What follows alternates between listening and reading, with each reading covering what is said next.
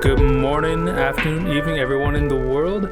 Welcome to the GoLoco Podcast, and today I have a very special guest. But before we get to that, I'm just going to do a little bit of housekeeping per usual. Remember, you can support me directly on patreon.com/GoLocoPod because, you know, monetization and everything is really weird right now in the situation the world is currently in. So if you're on YouTube right now, like the video, comment right now, share if you like it, and subscribe. Hit that notification bell so you know when a new podcast episode or update video gets uploaded. If you're listening on some place like Spotify or Apple Podcasts, please follow it. If you can rate it, rate 5 stars, and share if you like it, of course. So I don't like housekeeping too much, so let's just get into it. So my guest today is a dear friend of mine. He's also my dad. Yeah, that will be explained later. And he's also a current Disney World employee. So please welcome in Taylor DuFrane. Taylor, if you'd like to introduce yourself. Hey, thank you for having me. Like Jovin said, my name is Taylor DuFrane. We've been friends since high school. We met in high school.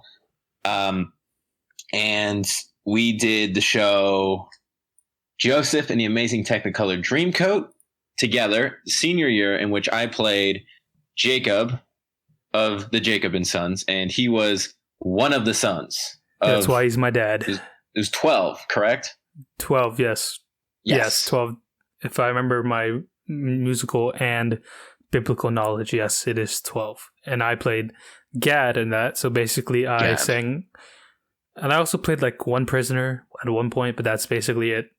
But for the most part, I was Gad with a really bad haircut. But we'll get into that in a little bit. So yeah, as Taylor said, we have been friends since high school. I don't remember exactly when we met. I want to say it was before. I feel like it was definitely before Joseph. I just don't remember when or where. It was probably a classroom somewhere. Were you ever in a drama class? No, I wasn't in drama at all. Though I did hang out with people who were around drama, like people like Griffin was in some of the plays and musicals, but not a lot of other people. I feel like we did meet. We probably did meet like in freshman year through some class. I just don't remember. It's so long ago. I don't remember. I remember I knew you for a long time before, but I think we did bond more once we started doing Joseph. Definitely, for sure. Yeah, I think so as well. I really do think our friendship grew, and I think a lot of our friendships grew from Joseph. I can't remember where, but I know for a fact I knew you before Joseph. I knew most of the brothers in Joseph before Joseph started. Yeah. But where I met them, no clue. Had to be in some classes and everything. I just don't remember where exactly. But yeah, so anyway, but speaking of Joseph, we met we didn't meet, but we became friends a lot closer through doing Joseph and the Amazing Technicolor Dreamcoat. That is a long title. I'm obviously just going to call it Joseph from now on. But yeah, so that whole process was just probably one of, if not for me at least, it was definitely the highlight of my high school experience. Just because I hadn't done a play since like middle school, and even then I don't feel like the cast in my middle school play was too close because it was obviously for a class, because obviously that's what it was. But for the musical, for Joseph, it was definitely like, I've heard people like, oh, we get close, you build friendships here, but once I actually started, I was like, oh shit, this is actually like really dope. Like meeting people, basically rehearsing every day for 2-3 months ish, roughly, from auditions all the way up to the final performance, which I definitely did cry at. It was definitely when people say you cry at the end of whatever run you do, especially if it's your senior year, it's true. And I only did it once. I can only imagine how you felt, how people how their seniors felt who've been in musicals and plays throughout their entire time there. Because that was my one and only time, and I still felt emotional. I can only imagine how you, like, people like you felt who've been in the drama program at our high school for so long. Right. Well, it seemed like a yearly tradition. So I did the musicals sophomore year through senior year. I missed Beauty and the Beast because I just wasn't confident enough to try out for the musical. But it seemed like a yearly tradition with the musicals is because at the end of the musical, like at the end of the last show or like before the last show, most of the seniors just started getting really emotional. Because obviously that's the last major production of the year. Like, yeah, the one acts at the time, at least like the one act festival or whatever, like the small production afterwards. But this was like the last big production they were a part of. So, yeah, like it really was.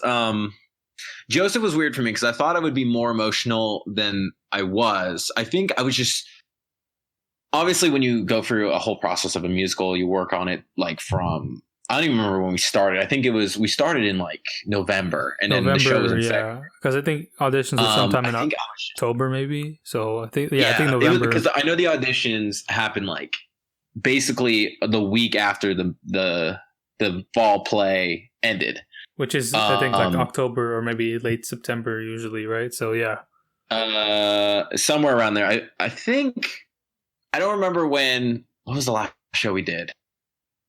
I don't remember what the last, we'll get into it. I'm trying to remember what shows I did. But, yeah, so like that happened late October, callbacks and stuff, and then we'd get started in November. And it was just a constant grind. And then we had like a 2-week break for Christmas. So I think at the end of the musical, the senior musical, I was just more exhausted than anything. So I was relieved we were done. But like, it really did start to hit that, hey, I'm not going to do this anymore. Like this is probably the last organized show I'll ever be in theory, Yeah. So and it's hard. Yeah, it's definitely hard. I feel like, let me see. Were you in Little Shop of Horrors? I was in Little Shop of Horrors. That was my first musical. And then I definitely know you were in Aida. I was in Aida, yep. I don't remember any other possible things you were in besides that, because I only remember the musicals every year, which says a lot of how big the musicals are each year compared to the fall plays and the spring play or one acts. Yeah, so my debut in Doherty Valley Theater was when I was a freshman, and I was in the One Acts Festival. I was in one show in the One Acts, and it was called 12 Angry Pigs, which is a parody of 12 Angry Men. Right. And then after that, and then I'm trying to think of like all the shows I did. So I did the One Acts. I did my first real show, quote unquote, and it was actually my second biggest role I ever did in high school. I was Thomas Putnam in the show The Crucible. Oh, The Crucible, yeah. Yep. And then after that, I did A Little Shop of Horrors. Right. And then the One Acts that year. I cannot remember the shows I was in. After that, we did, I want to say it was Almost Maine, which was I remember Almost Maine. Yeah, I remember. It was a comedy play that took place in different parts of this fictional town called Almost Maine. I didn't do anything in the show. I mean, not that sounds wrong. I was an understudy, basically. In the show, I was the only part of the show I was in was I was a quote unquote bar bro. It was me, Nathan, and another person I can't remember, and we were sitting at a bar, and that was our whole thing. And then after that was Aida, and then the next year, I don't think there were one acts that year. I think that year he went another direction. Mr. Vega, he went with Biloxi Blues and Steel Magnolias. I was not cast in Biloxi Blues. And then my senior year was In-Laws, Outlaws, and Other People Who Should Be Shot, which I played. I vaguely remember hearing that. Yeah, definitely remember. Yeah, that title. That was honestly one of the most fun, mainly because the main protagonists of the show was Ryan Chu and Dylan. Oh, and those two. Okay, I remember watching it now that you said it. I definitely remember it now that you've said it, because I remember those two so much. In the show, I have a relatively smaller part at the end. I'm the police officer who comes in, and in the show, both Ryan and Dylan are like right in my face, and it was one of the hardest things probably I've ever done professional or like actor wise. To hold back from laughing, because those two, as you know, are a riot. Like they bring out all the energy in the room when they're together, especially when they're together. Yeah, especially when they're together. That was a lot of fun. And then after that, obviously, it led to Joseph and the Amazing Technicolor Dreamcoat. which you and I were in. And then after that, I directed a one act called, I don't remember what it was called. That's how much I cared about my one act, evidently. It's all good. But so for me, I just did Amazing Technicolor Dreamcoat that during my whole time. But for me, that was like I don't know, just kind of it was definitely a big experience because we all were like, it was my first time really like being part of like not just anything, just musical or play wise, because obviously I did the play in middle school, but it was more like just the coming together of so many different people to get to one goal, learning how, especially Joseph, which if you guys don't know Joseph, it's like literally 100% singing. I don't know if there's even one part of spoken dialogue the entire musical, because obviously other musicals they talk, and then when they have emotions they go into song. But for Joseph, it was literally the narrator literally sings the entire time. So I don't think there was at any point in the musical where anyone did anything besides sing. So yeah, I believe it's 100% singing. I don't think there's any spoken dialogue within the show, which makes it so unique and like which made it so much harder to perform in and to do as a whole. Right. And speaking of that, like on freaking Instagram recently, I saw so I don't remember when. I followed Donny Osmond, and then they're on his story. I was just flipping through Instagram stories, and he's like, okay, so something. I wasn't paying attention to what he was saying because I was just like, just listening, kind of just skipping through, and then it went to the part where it's like something piano, Any Dream Will Do, and I was like, wait, what? And then he started singing Any Dream Will Do, and so many flashbacks hit me right at the same time because I haven't heard that song in so long, and to have Donny Osmond singing it on Instagram just confused the crap out of me. I was like, what?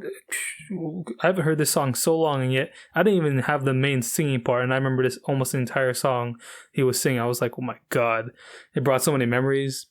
Bro, Donny Osmond was one of the OG Josephs. Like he was the Joseph in the DVD. He's the one everyone remembers. That's why. And the thing that made it kind of cool too, because when he was singing that, he wore his original. He literally had his original coat, so he wore it for the Instagram video. So that was like, damn, that's hella cool. I still have the signed poster of everyone who was in the musical. It's on my wall still because it's one of the biggest things in my life. It's literally right behind me. Like if you see any of the podcast videos, you'll literally see it behind me. The only thing is, it's wrong. It's wrong. The date on the posters say 2014. I didn't catch it till years later.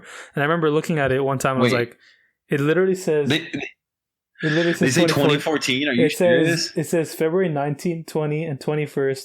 2014 and February 22nd, 2014. I never noticed. Mr. Vega, what are you doing, my man? My God, Mr. Vega has his own podcast. Oh my God, he's gonna be like, what? I mean, I doubt he listens to this, but if like someone like Bethany were to listen to this and she hears it, she's gonna be like, oh my God. There's no way. It says 24. God, that's crazy. I'll send you a snap after this podcast. But yeah, it does say 2014 on it. I'm not even joking. Like, I have hysterical. A feeling he might have said something about it in passing when we were doing it, but I don't remember it all. Because I mean, Mr. Vega definitely would have seen it and probably would have saw it said 2014 on it. He probably would have said something. It's just that if he did say something, it's not something I would remember because it's like, oh, that's kind of funny, and then you move on with your life. It was just funny. Like a few years later, I looked at it, I was like, I graduated 2015. I'm definitely sure I did this my senior year. Why does it say 2014? It says 2015 on it. I feel like that would have been something I would like if Mr. Vega pointed it out. I would have remembered because I feel like that would have been a bigger deal. Like it would I don't know. That's crazy that the dates are wrong though. I'll have to I'll have to text my brother or something to go look at the poster. Text Colin and he'll look at it. He's like, at least my poster says 2014 on it because I got it framed in my room. It's pinned to my wall, so that's why I can see it. It's literally right next to my door, so I see it every time I walk out of my room. So that's how I noticed it one time. I was like, the date looks off. Because then when I looked it up, I was like, wait, it's 24. You're 2015. This is wrong. That's hysterical. He probably had it. Joseph. The thing I can only think of, he was probably making the posters back when it was probably still 2014. So that's probably what, because obviously it takes a while to get everything set up, and he wants everything like, fuck, now I want to check my hoodie to see if it says 2014 or 20. I'm gonna check that later. I can't imagine. Oh my god. No, but like, I remember Mr. Vega with those posters. Like before the show, he would always what do you call it? He would always advertise the posters. Said, hey, you know, like some of these people, you know, some of these performers in the show have real talent. This could be, you know, a future investment. And he wasn't exaggerating. There was a lot of real talent in this show. Yeah, it definitely was. Who was in this show? Jasmine was in the show. Dylan was in the show. Yes. Griffin, who's he's a freaking celebrity now, evidently. Definitely, at least he's definitely reached. He's definitely not A plus celebrity, but like if you were say a B tier celebrity, came out Doherty, and now voice acts for Netflix and dubs over anime and was the lead in a Gundam show. By the way, yes, we have a friend who was in this musical who now voice acted a major character in Beastars on Netflix, and has done other things like voiced the main character in a Gundam movie. It's like what the hell, man. So I mean, it's truly remarkable how someone I talked to almost every day. I'm pretty sure I have his phone number somewhere. Maybe not anymore, but I did. Go from like a couple years ago. I remember on Facebook he posted like a video of his like voice reel or something, and how he did these little projects, and how like it seemed like almost overnight like skyrocketed to because he was going to do shows. Computer science. He was doing computer science for college. I remember because that's what he told me. And I was like, and it's insane. It's truly remarkable. And but honestly, Griffin getting to where he is now isn't a surprise to me. I remember talking to him back in the day, and he asked me if he ever like, because he wanted to be a celebrity or just like be whatever, like not be a celebrity. That sounds kind of no. He just wanted to do what he wanted to do. He wanted to perform, and he asked like if he should have a stage name like just Griffin, or should go with his full name. So that doesn't surprise me, the level of stardom he got to, or at least he's at. And that's only 5 years out now. It's not even 5 years yet. Not even 5 years. It's like 4.5.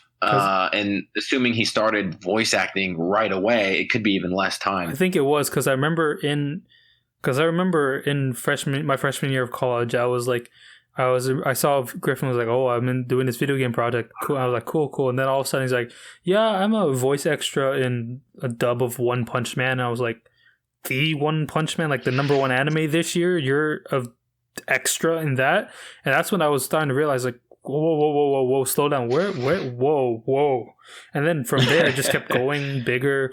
He went from like an extra to a person who do a few side projects to being like a side character. And now he's like literally working. I mean, I don't think he works.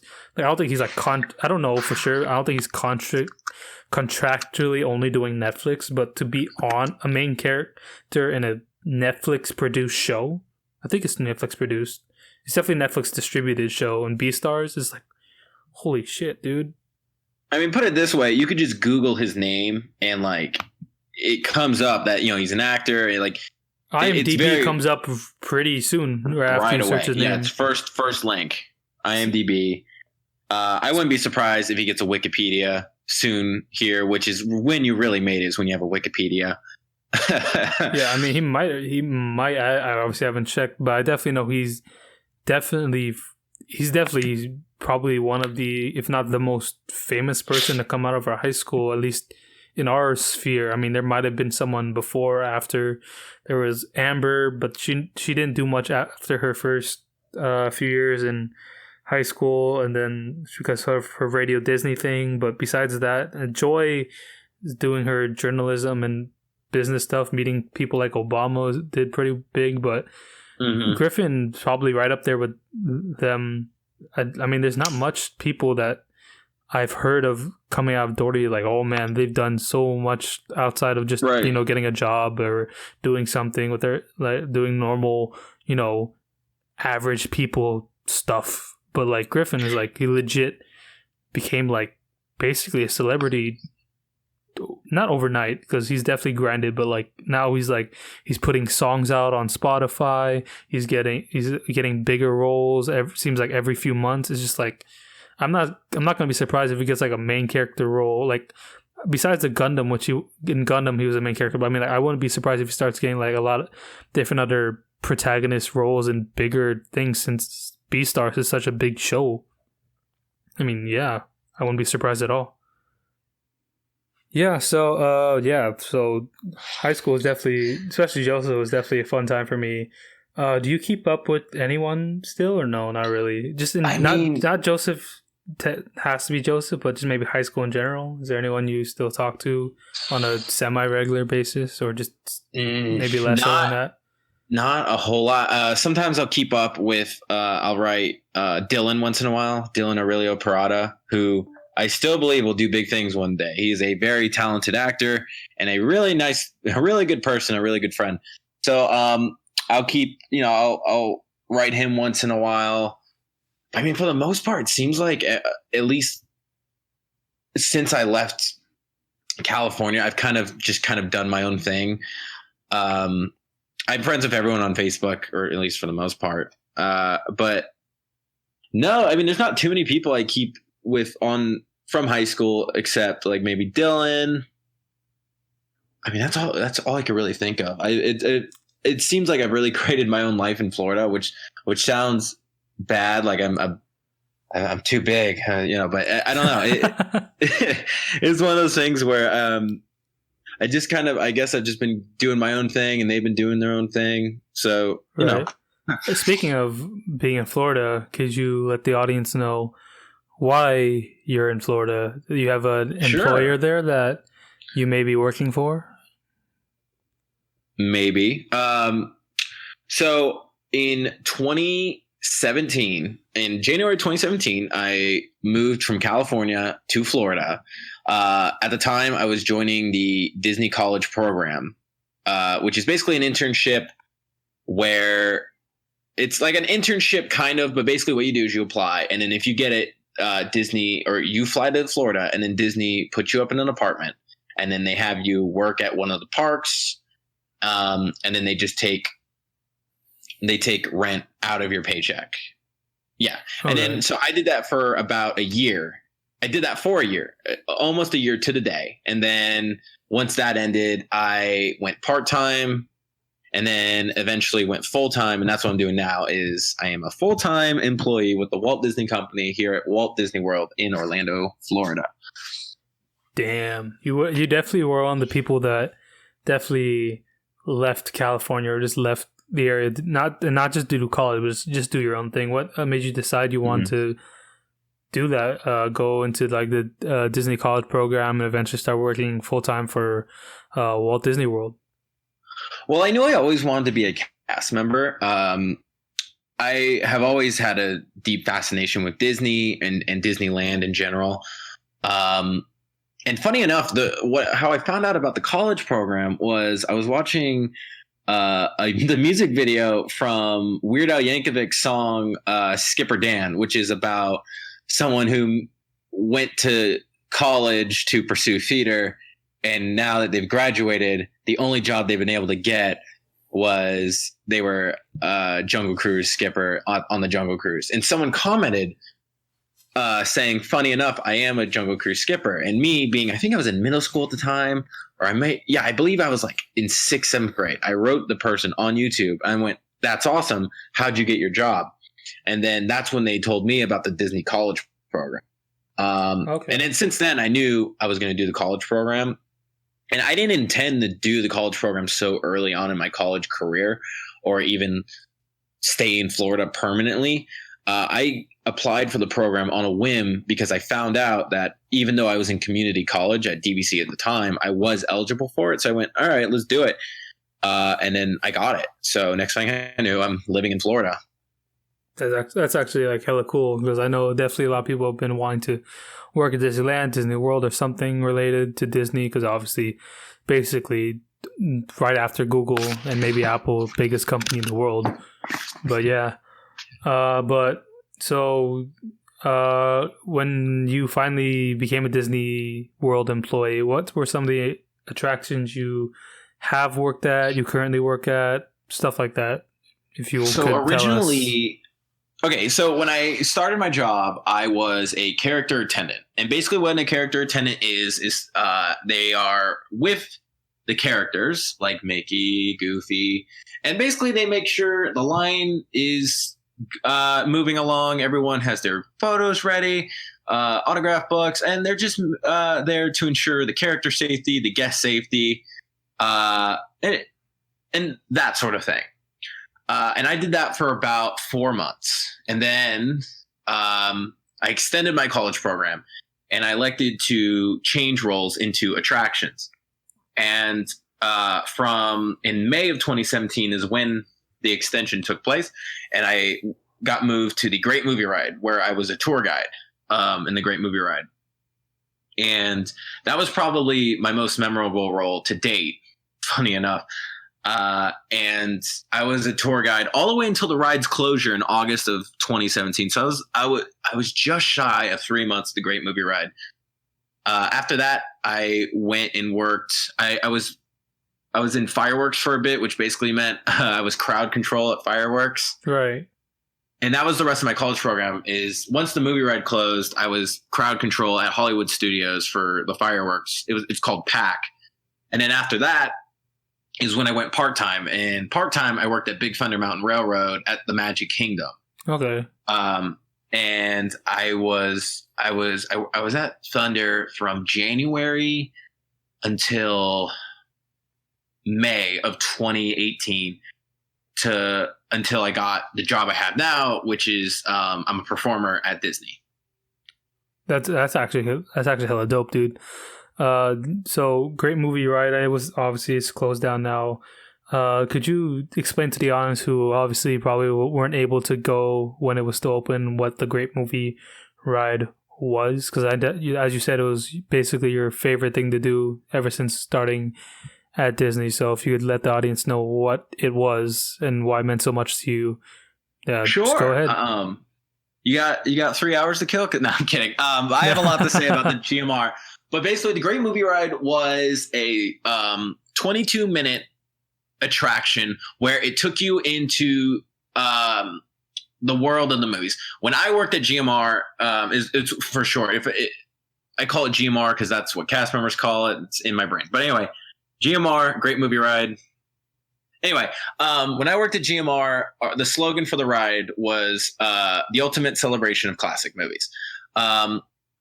Basically how it worked is it was a big vehicle. It held 70 people. Ooh. And the vehicle was controlled and narrated by a tour guide, which me and every single person who worked at Great Movie Ride was at least a tour guide. You took the vehicle, you took the guests into the movies, and basically it was basically lifelike movie scenes. You had Singing in the Rain, you had Mary Poppins. And then later into the ride, you go down a genre of films like gangster films, like 1930s gangster films. And there you get, depending on what vehicle you're on, if you went through gangster, you could get hijacked. The vehicle, quote unquote, is hijacked by a gangster who basically, he's a 1930s gangster. He takes your vehicle and now he's part of the show. And then it's either that or a bandit, depending on what vehicle you had. Either the gangster took over, or one scene later in Western, a bandit took over your vehicle. Right. After that, you went through a recreation of the movie Alien, in which two different aliens come from one alien comes from the ceiling, the other comes from a sidewall and jumps at you. And then after that, you go through a recreation of the Temple of Raiders of the Lost Ark, where Indiana Jones and his partner or whatever are like lifting the Ark of the Covenant. And then you come across a scene known as Anubis. And basically, you're in front of this big statue of the Egyptian god Anubis. And you see a temple guard in like a robe with his arms like crossed. And you see a big jewel. Now, the bandit and gangster are natural criminals, so they want to go steal the jewel. Right. The vehicle warns the criminal. The vehicle warns the bandit or the gangster. They've seen it. The vehicle was narrated by Robert Osborne. And Robert Osborne says, I've seen enough movies to know that you really shouldn't even think about going near that jewel. And when the gangsters or bandits reach for that jewel, smoke comes up, and they are turned into a skeleton. And then the temple guard turns out to be the tour guide, me all along. We take over our vehicle. We continue with the show. We go through a recreation of a jungle in Tarzan, where there's an animatronic of Tarzan swinging on a vine. There's an animatronic of Maureen O'Sullivan, who played Jane, on a big elephant. Right. And then we go past the scene from Casablanca with Humphrey Bogart and Ingrid Bergman.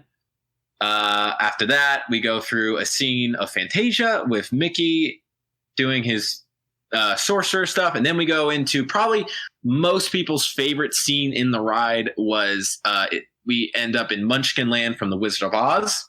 Ooh. Where we come face to face with, at the time, was the most advanced animatronic. Like when the ride was built in 1989, this was the most advanced animatronic Disney had ever built. It's still an impressive animatronic to this day. Of the Wicked Witch of the West. She warns you, whatever. And then after that, you go into the finale room where it's just a big montage of different films. And then after that, you go back to station and people get off. The ride opened in 1989 and it ran from 1989 to 2017.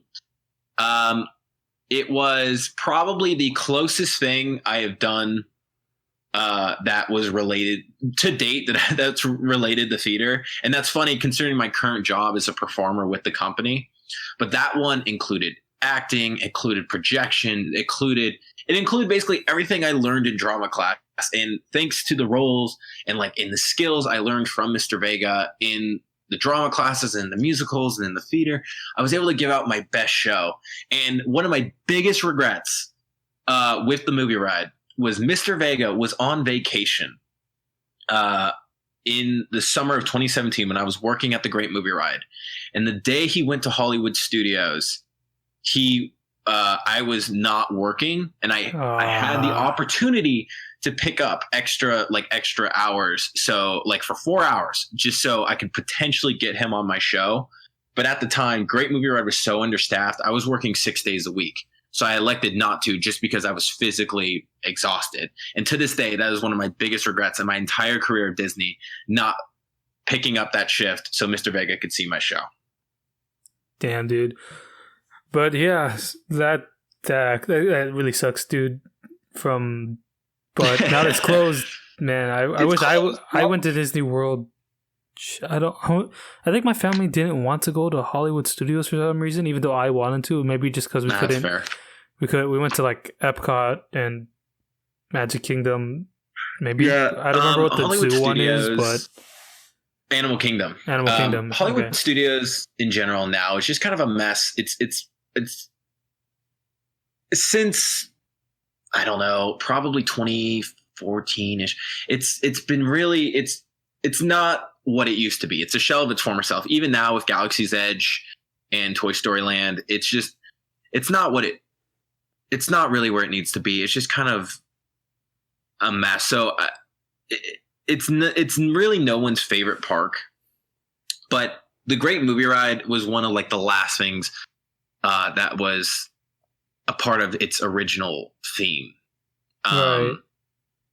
And I was very fortunate, even though I couldn't get Mr. Vega to ride it, I was able to get my family on the attraction second to last day.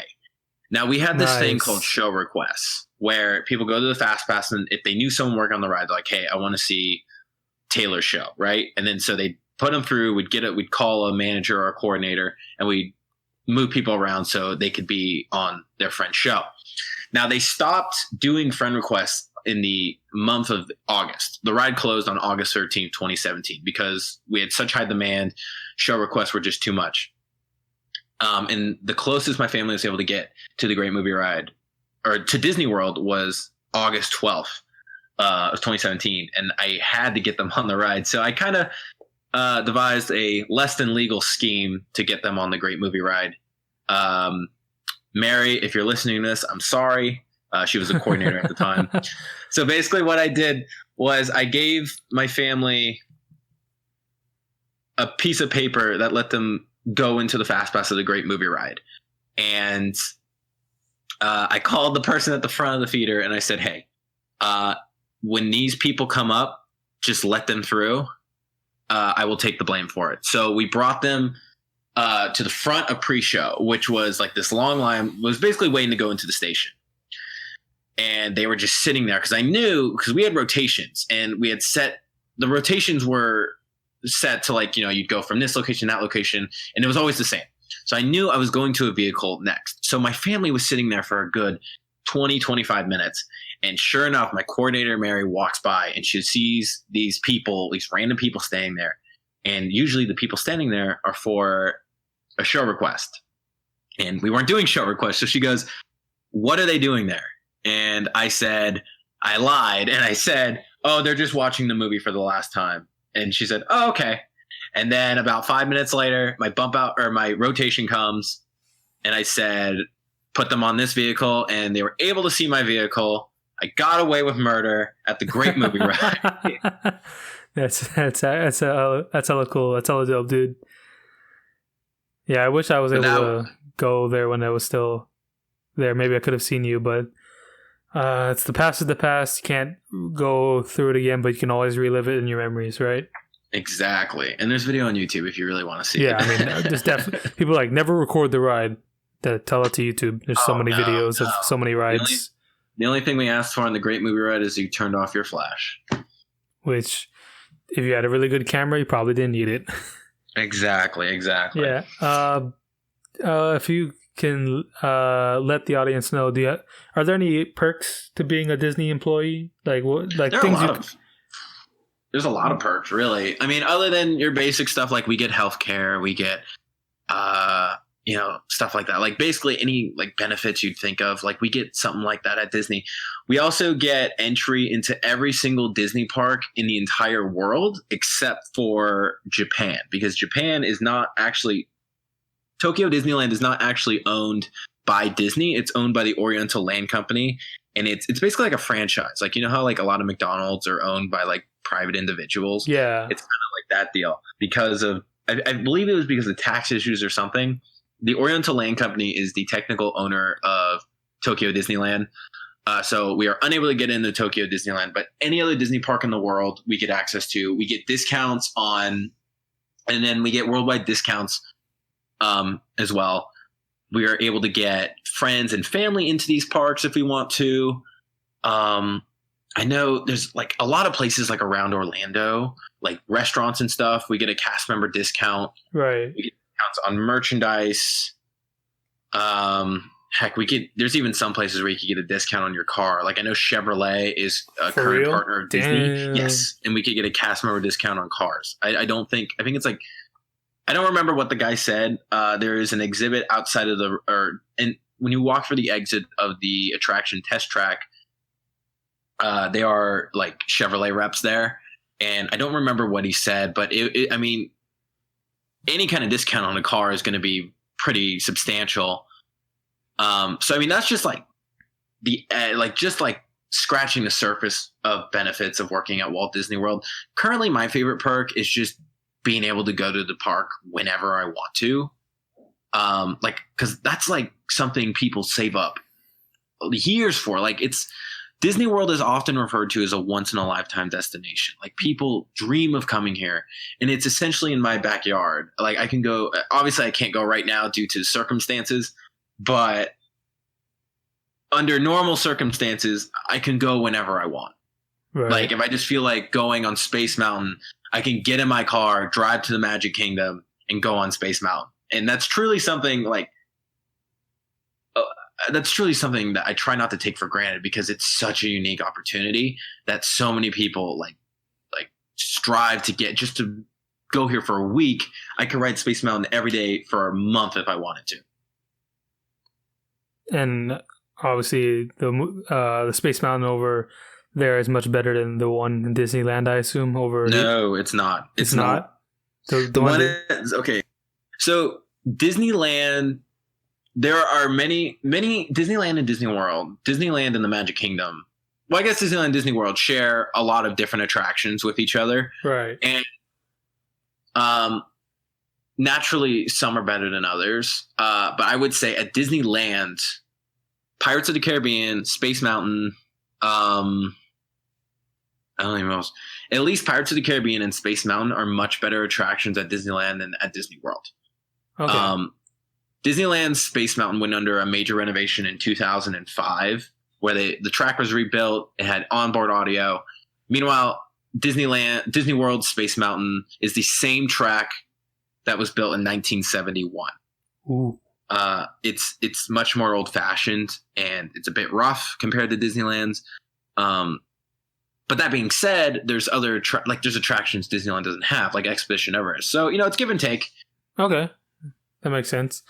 Before we get into more fun stuff, just let's get on a serious note.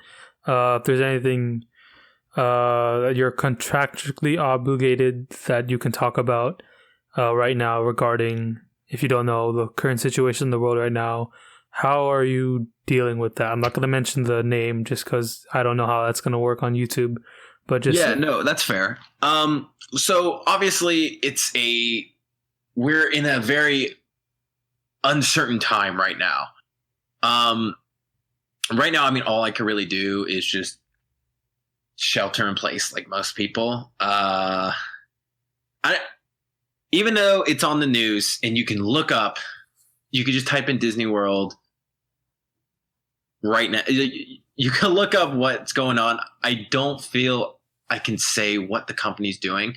Right now, though, I can say at least through April 18th, we are still being paid, even though we're not working. Okay. After that, I'm not sure what's going on. It's such a tricky subject, and I'm not sure what is like obviously there's news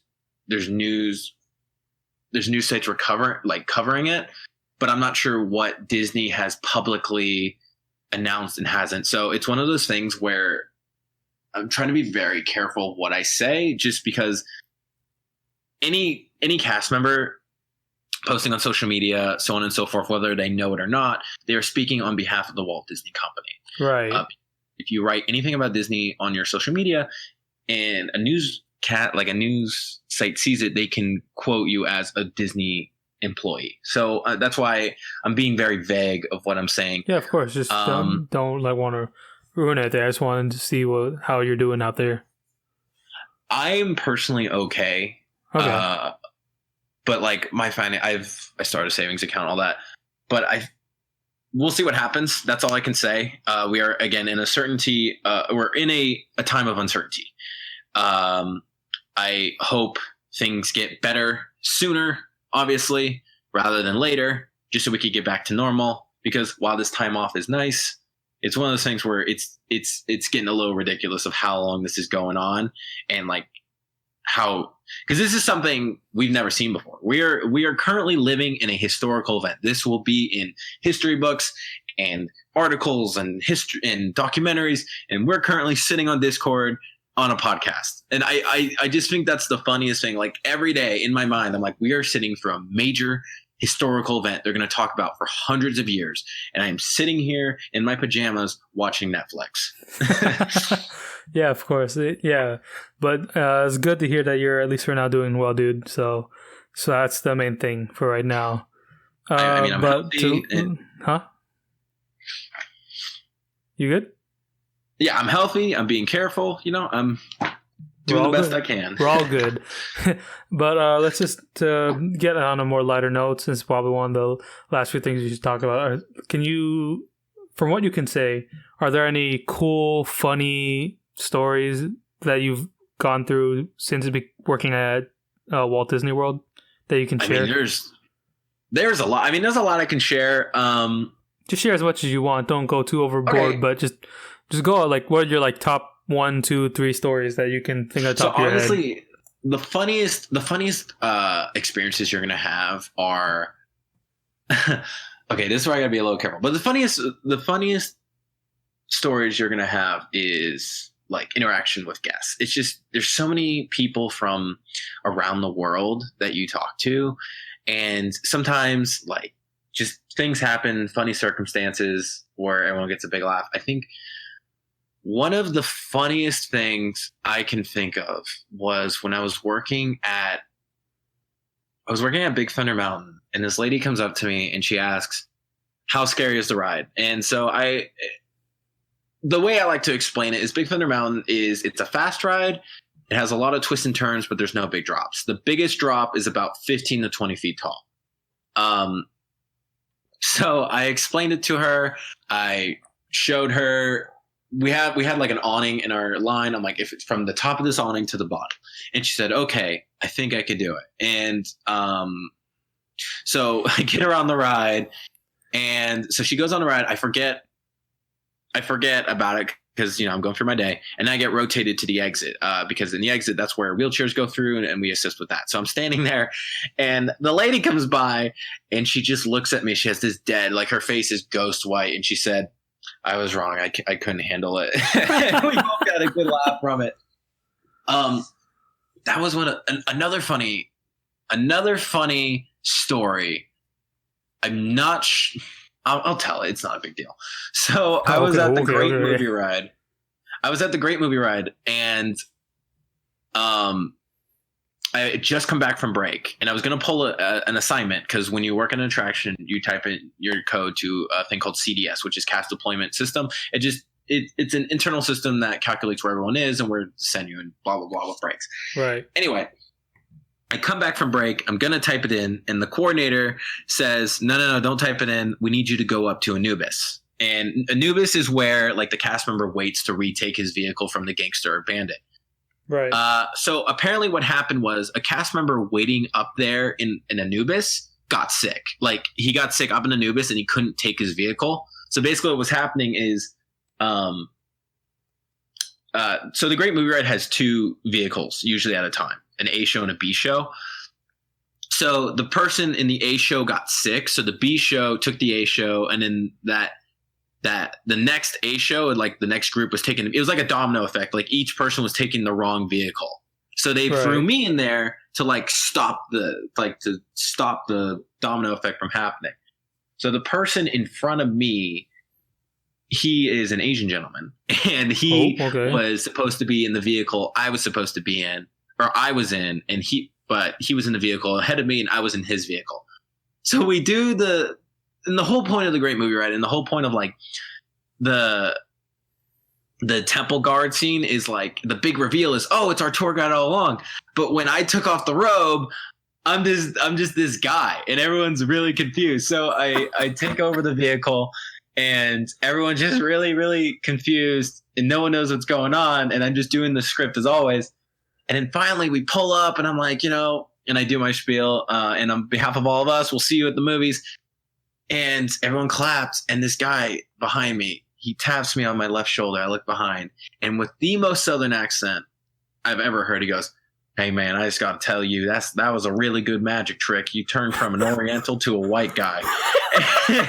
And I was frozen, and I couldn't help but just hysterically laugh in my vehicle like a madman. I'm sitting in an empty vehicle, and I just cannot breathe because what he said was so absurd, so incredibly just over the top racist. It just threw me off guard. So that was probably the funniest story of my time at Disney World. But oh my god! Because again, the guests are funny. Guests are really funny. As long as they're not Karens. Exactly. Oh, there's plenty of those at Disney World. Trust me, but I'm not going to get into that. Okay, you're not going to get into it. I mean, really, like, just anything you like. It's like obvious stuff. Like Fast Pass is one of those places where in a rotation, just there's a lot of how do I say this? There's a lot of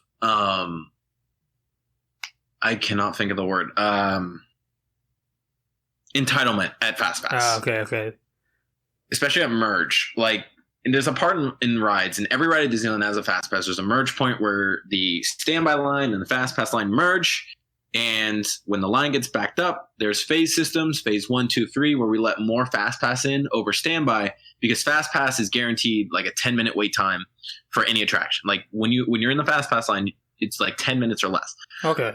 So we need to keep that promise, and that's when a lot of people can get upset at standby, and the Karens come out, if you will. Yeah, I can feel that. That's definitely something I could see. Yeah, you can never escape them. They're always lurking somewhere, waiting for some entitlement to be handed to them, and okay. I don't want to get into it. And it's not fully their fault. Like, it's one of those things where perspective is so important, because these people are just trying to be on vacation. They spent thousands of dollars, and a lot of the time they don't realize what they've gotten themselves into. Florida, Central Florida is notoriously hot, especially in the summer. Right. And they're walking around these crowds all day.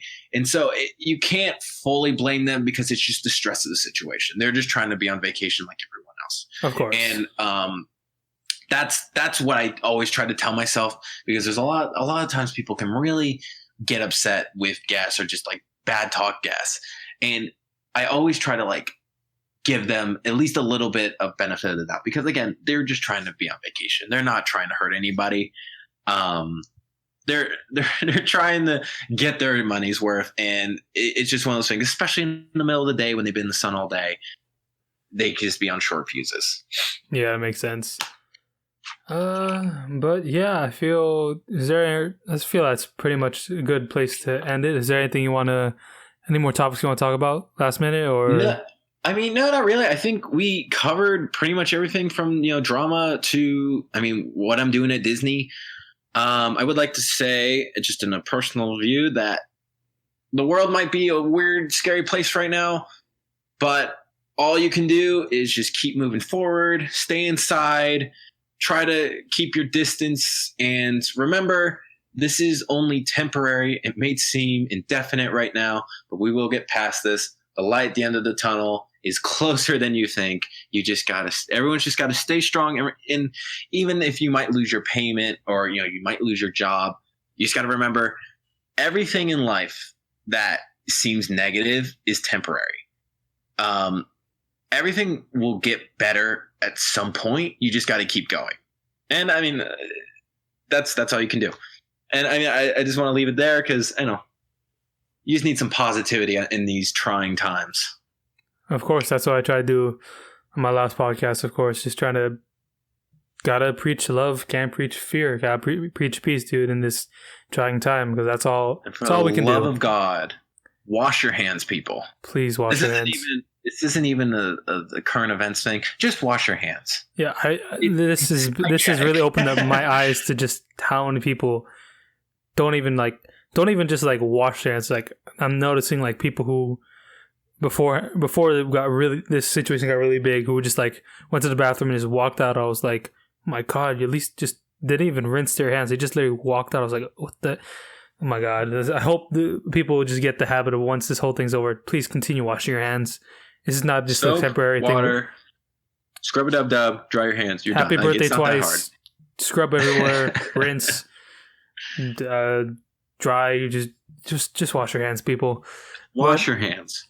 Yeah, so I think that's a good place to end it.